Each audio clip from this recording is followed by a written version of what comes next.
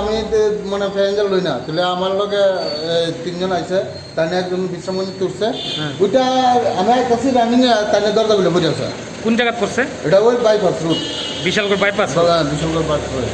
আপনি কোন জায়গার তাইতে আছেন? আমি গন্ডগোল চাইছি। তাই কোন জায়গাতে উঠছে? ওই বিশ্রামগঞ্জ তুলছে। কই যাইব কই এসে উঠছে? তাহলে যাবো আপেন্ডা কইয়া। কিরকম ইনজুরিছে?